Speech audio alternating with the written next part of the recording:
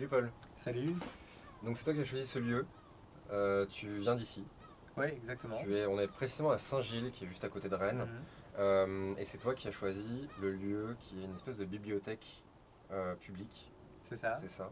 Ouais. C'est pas vraiment une bibliothèque publique, parce qu'en fait, le but de ce lieu, c'est juste d'être un abri à côté d'un étang. En fait, j'ai décidé de vous faire venir ici, parce que c'est une manière de vous faire venir aussi chez moi, puisque j'habite à Saint-Gilles. Et puis, c'est comme ça un abri où un jour, des gens ont commencé à poser des livres, et puis petit à petit, c'est devenu une bibliothèque comme ça, gratuite et libre, où tout le monde peut se servir. C'est une manière un peu de répandre la culture gratuitement, et je trouvais la mentalité sympa, et je trouve que c'est un bon lieu comme ça pour discuter. C'est clair, c'est ça. Face à l'étang, c'est sympathique. Et donc Ouais. donc tu es à Rennes pour tes Mhm. études, je pense, pour ce genre de choses. Ouais. Tu as fait tout ton cursus scolaire, par exemple, à Rennes. Ouais, j'ai été au collège et au lycée à Rennes ou à côté de Rennes. Et puis j'ai continué ensuite un peu à la fac à Rennes, en mettant au bout d'un moment un pied sur Paris, mais je reste rennais et je continue aussi à travailler ici. Ok. Et donc toi, tu es ce qu'on peut appeler un jeune réalisateur en fait, hein, Mhm. tout simplement. À quel moment de ton parcours c'est intervenu? À quel moment c'est devenu un objectif en quelque sorte professionnel? De faire du cinéma, Ouais. c'est arrivé assez vite en fait, parce que j'ai des parents qui sont dans le théâtre. Et très vite j'ai réalisé que moi c'était pas vraiment ce que je voulais faire, que je voulais aussi comme ça raconter des histoires, transmettre des idées. Et puis le cinéma est vite apparu comme une évidence quand j'étais à la fin de primaire en fait. Je me suis dit que si j'allais voir des films, il y avait forcément des gens qui les faisaient ces films. Et si eux ils le faisaient, bah, peut-être que moi aussi je pouvais le faire. Et là tout de suite, j'ai eu envie de faire un film, j'ai emprunté un caméscope, j'ai fait quelque chose qui n'a jamais été monté après. Mais c'était un début, une sorte de me dire que voilà, c'est une belle façon de raconter des histoires, de donner vie à des personnages aussi. Et ça m'a suivi tout le temps. Au collège, j'ai voulu continuer. J'ai intégré une petite option cinéma au collège. Au lycée, je suis rentré carrément en classe cinéma. Et puis, j'ai continué dans les études vers le cinéma. Ok. Et toi, fait particulier, tu as terminé ta licence à Paris, Mhm. à la Sorbonne plus précisément, c'est Ouais, ça? exactement. Et du coup, est-ce que tu as vu une différence au niveau, ne serait-ce que des enseignements, Mhm. entre Paris et Rennes? Oui, alors en fait, je ne l'ai pas fait vraiment par choix. J'ai décidé de m'engager dans une asso qui était à Paris, qui est une asso de réalisateurs qui s'appelle la Société des réalisateurs de films. Et l'engagement que ça me demandait à Paris me permettait pas d'aller à la fac tout le temps à Rennes. Et à ce moment-là, ils n'ont pas vraiment autorisé une dispense d'assiduité, puisque comme c'était un engagement associatif et bénévole, c'était mon problème, c'était ma vie à côté, et ça ne devait pas venir gêner les cours. Donc en fait, j'ai découvert que Paris 1 proposait l'enseignement à distance, donc ils m'ont envoyé les cours par la poste. Et j'étais plutôt satisfait en lisant les cours, puisqu'il y avait des choses assez intéressantes, notamment sur les relations entre cinéma et télévision, et qui poussaient, je pense, un peu plus à après entrer dans la profession, Mhm. même si ça restait très théorique. Et du coup, j'ai plutôt aimé cette année où j'ai pu gérer mon emploi du temps comme je le voulais, parce qu'il n'y avait pas d'heure de cours, en fait, j'étais à distance complètement. Et je suis juste allé aux examens, et les cours préparaient plutôt bien aux examens, puisque j'ai pu avoir mention bien en travaillant régulièrement, mais sans trop d'efforts non plus. Mm. Et ça n'a pas posé de problème à Rennes 2 que tu partes à Paris sur le principe? Est-ce qu'il y a une guéguerre Non, entre je les pense pas facs? qu'il y ait une guerre entre les facs, et surtout, enfin, je l'aurais pas dit, je me suis pas dit, ouais, je me barre pour Paris en fait. C'est juste que j'ai quitté aussi un environnement et des amis à Rennes que je continue ça à fréquenter, et je me suis dit que c'était un peu dommage que la fac n'encourage pas plus justement Mm. les engagements associatifs ou autres, Ouais. parce que si Rennes 2 m'avait dit, ah très bien, tu es à la SRF à Paris, ben en même temps tu peux continuer la fac chez nous, je l'aurais fait volontiers. Je suis pas allé à Paris parce que dans ma tête Paris c'est mieux, vraiment. Mm. C'est juste que c'était plus arrangeant pour moi. Ok. Et est-ce que du coup, avec la Sorbonne, tu as pu faire des films plus facilement à côté?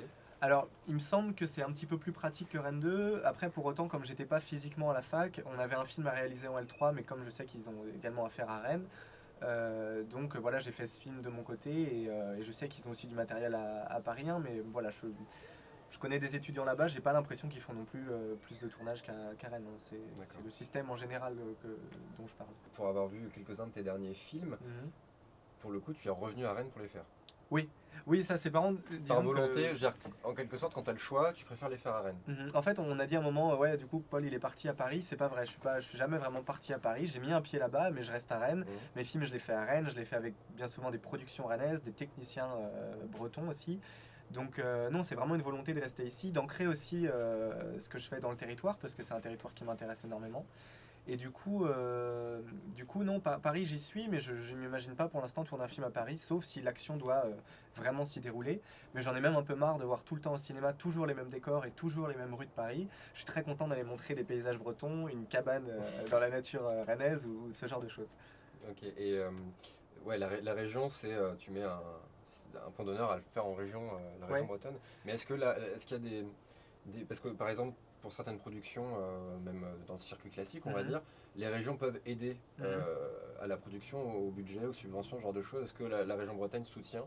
Oui, complètement. La région Bretagne, en plus, elle mène une politique vraiment volontariste par rapport au cinéma, c'est-à-dire qu'elle elle suit pas que des obligations, vraiment, elle prend les devants aussi pour financer le cinéma. Ouais. Et ça, je l'ai découvert vraiment que petit à petit en rentrant dans le métier et aussi par la fac à Rennes, hein, donc ça m'a quand même appris quelques trucs.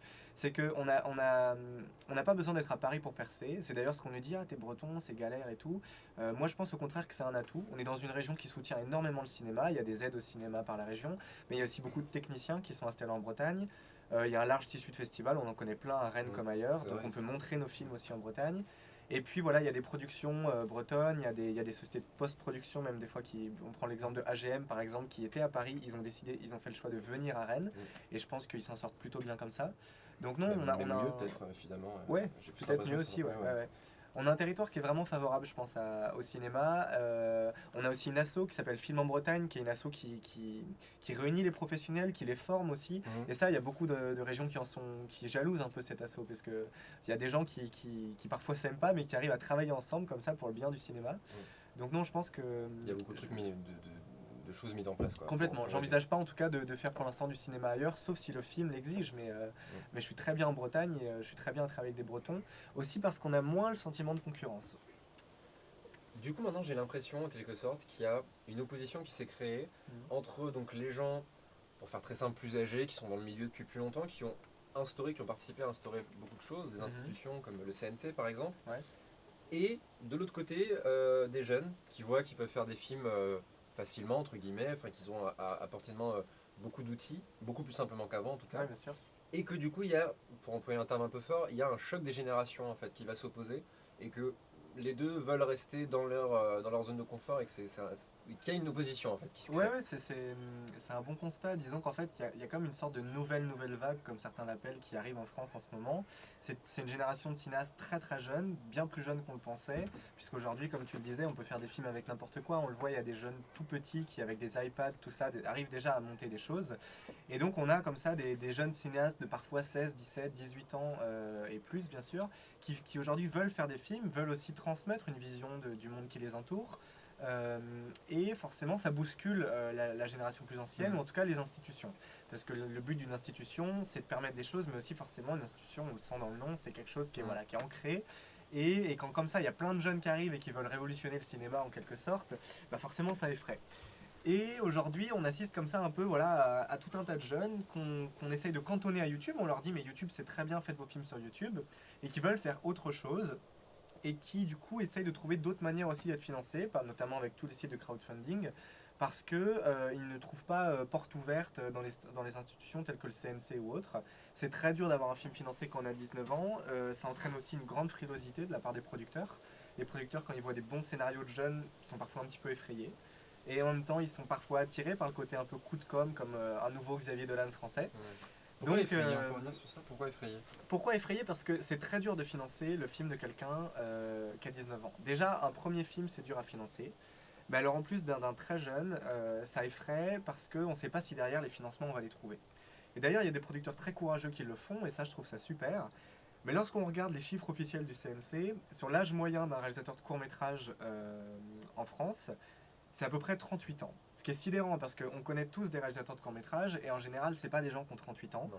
Et j'espère même qu'à 38 ans, je serai passé au long, enfin on verra, hein, mais je l'espère, et que je gagnerai ma vie tranquillement puisque le court-métrage n'est pas un métier en plus où on gagne bien sa vie. Enfin, c'est pas une réelle industrie en marche en tout cas. Donc je pense qu'il faut laisser un peu la porte ouverte à ces jeunes, il faut apprendre à travailler avec eux et construire comme ça un cinéma. On parle en plus en France d'exception culturelle, de diversité. La diversité, on l'entend dans le mot, ça vient du coup de proposer plusieurs points de vue, dont le point de vue des jeunes forcément. Donc je pense que c'est plutôt un atout aujourd'hui que d'être jeune, et il faut essayer de se battre pour pas oblige à rester sur YouTube parce que YouTube c'est pas le futur du cinéma, en tout cas je l'espère, en tout cas je le vois pas comme ça. J'espère que le cinéma restera en salle et j'espère que les jeunes y auront accès et qu'on ne devra pas attendre 38 ans pour faire notre premier court produit dans les règles. Mais ça peut être une bonne zone pour débuter. Bien sûr, YouTube, je renie pas YouTube, c'est un outil fantastique Est-ce sur que tes lequel films, moi aussi j'ai commencé. ouais. Ils y sont plus aujourd'hui, mais j'ai commencé sur YouTube et il y a un truc génial, c'est que quand tu as 16 ans que tu fais un film sur YouTube, le lendemain il est posté, aussitôt tu as des retours directs, ça va beaucoup plus vite que quand tu fais un film dans le circuit classique. Donc pour ça, c'est aussi pour ça que les jeunes générations de cinéastes sont aussi en bas âge parce que elles ont appris très vite à avoir des retours sur leurs films, à progresser dans leur travail. En plus, la qualité technique aujourd'hui, ça s'obtient très très vite. Donc c'est plus ça qu'on va aller rechercher dans un film, c'est plutôt la vision d'auteur. Et moi, je ne pense pas que vision d'auteur et maturité, ça veut dire 35 ans. Je pense qu'on peut l'avoir avant. Je pense qu'en tant que jeune, dans une société telle qu'elle est actuellement, on a aussi un regard sur tout ça, un regard qu'on a envie de partager. Et on a souvent tendance à demander aux adultes, ah ouais, la génération actuelle, vous la trouvez comment perdue, engagée, tout ça. Moi, je pense qu'il faut se tourner vers les jeunes et que c'est eux qui en parlent le mieux. Et qu'on a beaucoup de choses à dire sur notre société. Et qu'il faut nous faire confiance pour ça, pour faire des films. Je pense aussi, ouais. Mais sur le côté jeune, j'ai un petit bémol, on va dire, parce que j'ai l'impression que c'est aussi une question d'âge, mais c'est aussi une question, on va dire, de milieu. Parce qu'il y a un an ou deux, j'ai plus la date exacte, mais on a parlé de Travelling, un festival qui est à Rennes, ouais, tout à fait. qui fait des projections en marge de films, on va dire, parce qu'ils se concentrent tous les ans sur une ville du monde. Et là, ils font aussi des projections autres. Et donc, bref, là où je veux en venir, c'est que j'ai vu par hasard, lors de Travelling, un film qui s'appelle Brooklyn, de Pascal Teyssot. Et donc, le film est déjà vraiment très, très bon. Mais le réalisateur avait fait une espèce de question-réponse à la fin du film. Et lui expliquait, met un point d'honneur à expliquer la difficulté qu'il avait eue à faire voir son film, tout simplement. Tout à fait. Et que lui s'est opposé, alors peut-être pas officiellement au CNC ou quoi que ce soit, mais il parlait plus par exemple de la Fémis. Pour faire simple, je vais essayer de paraphraser un peu, mais il expliquait que le fait qu'il ne vienne pas lui d'institutions, d'écoles, de genre de choses reconnues comme la Fémis, qui est un peu la plus grande école publique, on va dire, de cinéma, la Fémis l'avait un peu cassé dans sa volonté d'avoir des agréments, ce genre de choses, quoi. Tout à fait, ouais. Et donc lui, c'est pas du tout le fait qu'il soit jeune ou quoi que ce soit. Donc, ce dont tu parles, je pense, c'est qu'à la fois on a un cinéma qui est jeune d'un côté, et puis on a un cinéma aussi qu'on va dire sauvage. C'est-à-dire, aujourd'hui, il y a beaucoup de films qui sont faits avec moins de budget, aussi parce que ce sont des films qui répondent pas au schéma classique de financement.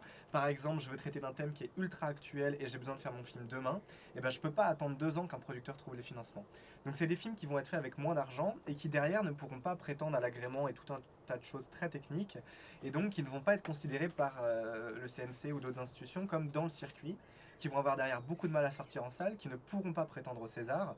Et c'est tous ces petits films fragiles aujourd'hui qui posent un peu problème, qu'on essaie parfois même d'enterrer, alors que je pense que c'est de là qu'on peut trouver aussi une vraie vision d'auteur. Tu parlais de Brooklyn, c'est un film magnifique, c'est un film qui a eu beaucoup de mal à se faire et qui a eu derrière beaucoup de mal à être distribué, qui n'a pas fait énormément d'entrées en salle alors qu'il est incroyable ce film. Moi je pense qu'on pourrait presque créer une sorte de label espèce en voie de disparition pour ce genre de film, parce que ça a marché pour les animaux, ça a éveillé la curiosité des gens.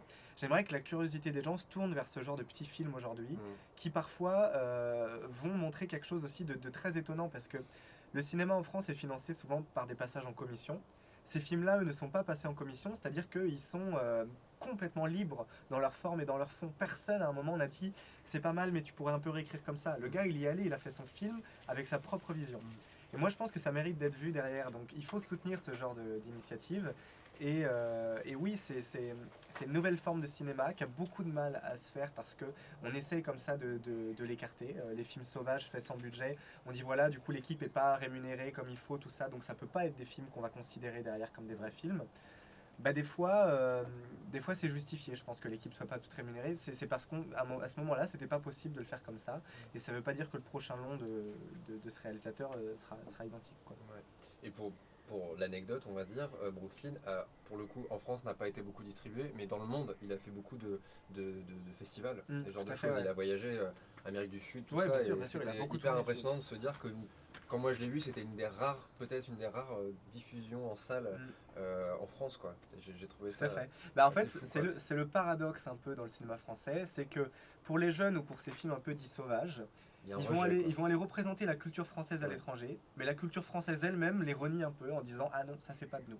Parce que le film sort en France pas avec des agréments, tout ça, donc la culture française à un moment ne l'a pas soutenu comme il fallait.